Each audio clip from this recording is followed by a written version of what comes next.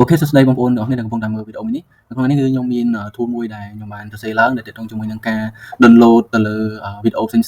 ដែលយើងអាចធ្វើការ download ដោយ multi link ដែលយើងគ្រាន់តែដាក់ link ជាច្រើនដាក់ចំពោះវីដេអូដែលយើងចង់ download ហ្នឹងហើយយើងអាចធ្វើការ run ដើម្បី download វីដេអូរបស់ហ្នឹងបានអញ្ចឹងកុំឲ្យខាតពេលយូរយើងចូលទៅកាន់ program ទាំងអស់គ្នាព្រោះ program ហ្នឹងគឺខ្ញុំសរសេរឡើងដោយភាសា Python ហើយមាន structure ដូចដែលអ្នកទាំងអស់គ្នាបានឃើញអញ្ចឹងចំពោះ app.python ហ្នឹងគឺ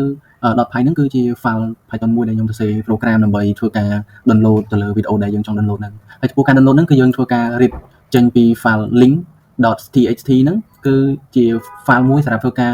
ដាក់នៅ link វីដេអូដែលយើងចង់ download ចំពោះ link វីដេអូដែលយើងចង់ download អ្នកនរគ្នាអាចដាក់ប្រហែលក៏បានដែរហើយខ្ញុំជម្រាបផងដែរថាកន្លែងហ្នឹងបើយើងកុំព្យូទ័ររបស់យើង process កាន់តែលឿនយើងអាចដាក់បានកាន់តែច្រើនហើយកុំព្យូទ័ររបស់ខ្ញុំអាចតេស្តហើយដែរគឺខ្ញុំ download វីដេអូប្រហែលជា300វីដេអូគឺវាអត់ដល់10នាទីទេអញ្ចឹងចំពោះ file readme ហ្នឹងគឺជា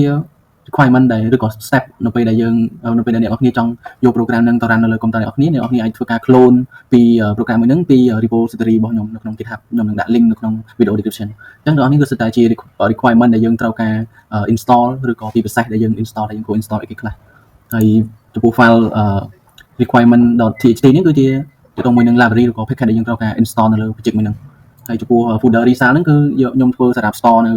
វីដេអូដែលយើងបាន download បន្ទាប់ពីយើងបាន run ទៅលើ program របស់យើងហ្នឹងអញ្ចឹងកុំឲ្យខាតពេលយូរខ្ញុំនឹងធ្វើការលើកឡើងនូវឧទាហរណ៍មួយឧទាហរណ៍ថានៅក្នុង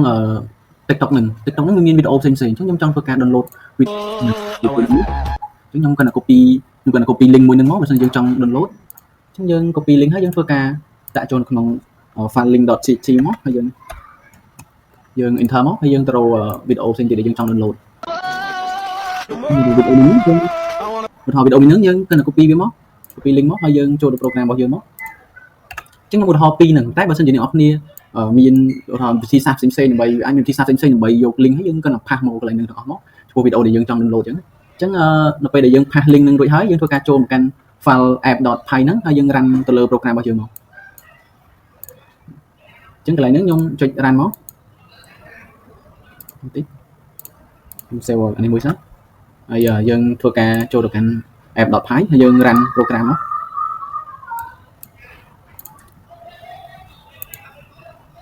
អញ្ចឹងវានឹងធ្វើការ process download ទៅលើវីដេអូទាំងពីរហ្នឹងហើយនេះដូចយើងបានឃើញនៅក្នុងកន្លែង result ហ្នឹងគឺវាបាន download 2ប៉ុន្តែវាអត់ទាន់ចប់ process អញ្ចឹងដោយសារហ្នឹងយើងមានជា log ដើម្បីមើលថា download វីដេអូហ្នឹងបានប៉ុន្មានភាគរយហើយប្រហែលមេហើយជាចុងក្រោយហ្នឹងនៅពេលវាបញ្ចប់យើងថាយើងមាន link 2អញ្ចឹងតើ link ដែល download ហ្នឹងវាមានប្រហែលដែល success ហើយនឹងប្រហែលដែល fail អញ្ចឹងនេះដូចជាវីដេអូមួយហ្នឹងអញ្ចឹងគឺបាន download ហើយអញ្ចឹងវាមាន note ថា done អញ្ចឹងបាទនេះហើយជាចុងក្រោយគឺនឹងប្រាប់ថាបែបនេះដូចថា finish អញ្ចឹងមានន័យថាបញ្ចប់នៅក្នុងការ download ទាំងពីរវីដេអូហ្នឹងហើយ success ទាំងពីរ fail ចំនួន1អញ្ចឹងយើងឃើញវីដេអូនៅក្នុងនេះ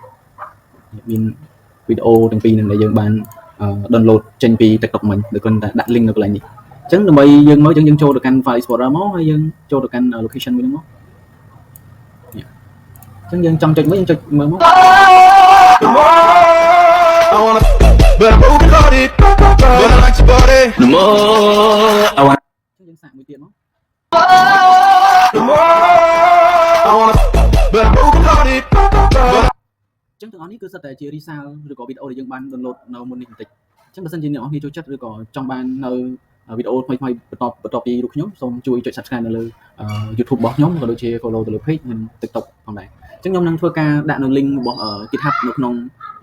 វីដេអូ description ដើម្បីងាយស្រួលឲ្យអ្នកនរគ្នាទៅធ្វើការ clone នៅ program នេះដើម្បីយកមកប្រើប្រាស់នៅក្នុងកុំព្យូទ័ររបស់អ្នកនរគ្នាសូមអរគុណសូមជម្រាបលាជួបគ្នា